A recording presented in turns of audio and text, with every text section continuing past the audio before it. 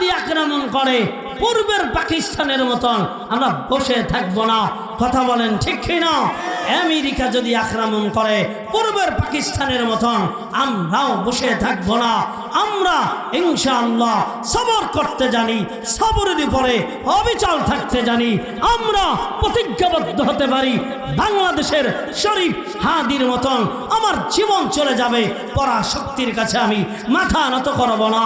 50 বছর বেঁচে থাকবো না, আমি 1 বছর 5 দিন হলো বেঁচে থাকবো, কিন্তু জাতিকে শিখে দিয়ে যাব ঈমানওয়ালারা কারো কাছে মাথা নত করে না, ঈমানওয়ালারা মাথা বিক্রি করে না। একদিন থাকে তো ঈমান নিয়ে মুজাহিদের ভেসে পরাশক্তির বিরুদ্ধে সব সময়ের জন্য সজাগ থেকেই থাকে। চিল্লা বলেন ঠিক কিনা? রাজি আছেন তো ইনশাআল্লাহ? আল্লাহ আমাদেরকে কবুল করে বলেন আমিন। আরাবিত ওয়াত্তাকুল্লাহ। আল্লাহ এবার ৪র্থ নম্বর বলেন আমি আল্লাহরে ভয় করো। 6 নম্বর হলো মুনাজাত দিয়ে দিব বাবা ও পর্দানিশি আম্মা জানেরা, একটু চিল্লা বলেন আল্লাহকে কি করবেন? সবাই বলেন, সবাই বলেন। আল্লাহ কয় খালি অরাবিত হইলে হবে না, প্রস্তুতি নিলে হবে না। শুধু তাই না, আমি আল্লাহকে ভয় করা লাগবে। ভয় করার মানে সব গুনাহ থেকে নিজের বাঁচায় রাখা। ভয় করা মানে কি? সব গুনাহ থেকে নিজেকে বাঁচায় রাখা। ইয়া আইয়ুহাল্লাযীনা আমানুত্তাকুল্লাহ হাক্কা তুকাতি। আল্লাহকে ভয় সত্যিকার অর্থে করারে বান্দা। আমি ডানে গুনাহ করি, কেউ দেখে না, আমার আল্লাহ দেখে। আমি বামে গুনাহ করি, কেউ দেখে না, আমার আল্লাহ দেখে। শুধু তাই না, আম্মা জানেরা গোপনে গুনাহ করেন, স্বামী দেখে না, আমার আল্লাহ দেখে। ও যুবক ভাইয়ারা গোপনে গুনাহ করেন, বিবি দেখে না, আল্লাহ দেখে। কথা বলেন ঠিক কিনা? আল্লাহকে ভয় করো।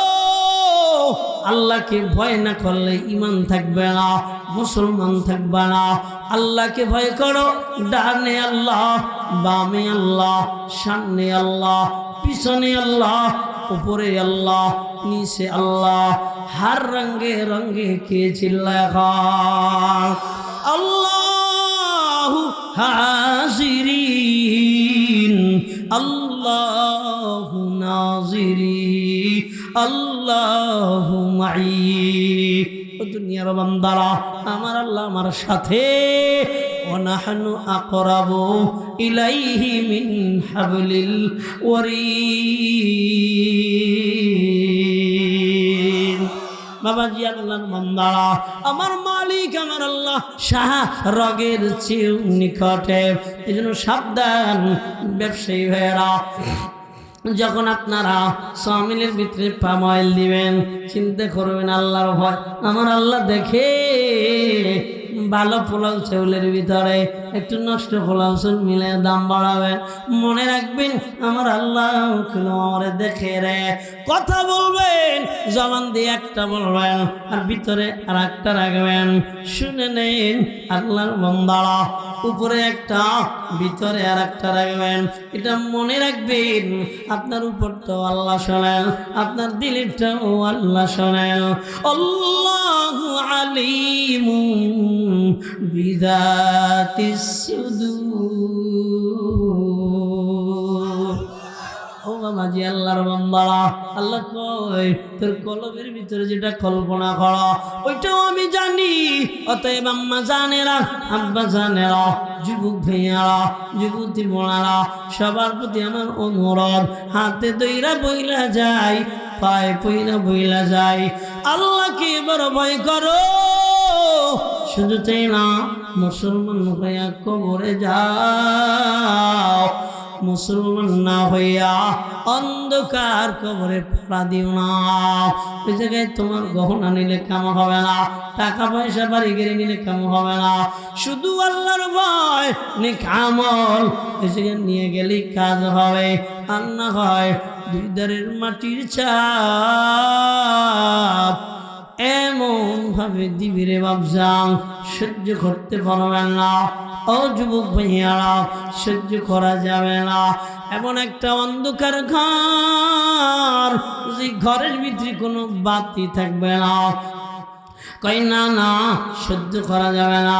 এমন একটা ঘর, সাপ বিচ্ছুর ঘর, পোকামাকড়ের ঘর, হ্যাঁ, মানবহীন ঘর, বাতিহীন ঘর। চিল্লা বলেন ঠিক কিনা? নবীজি বলেন ঘরটা কারোর জন্য হবে জাহান্নামের টুকরা, কারোর জন্য হবে জান্নাতের টুকরা। চিল্লা কন্না সুবহানাল্লাহ।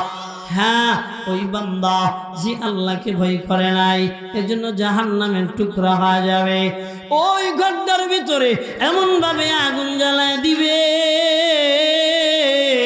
সহ্য করতে পারবো না, সহ্য করা সম্ভব হবে না।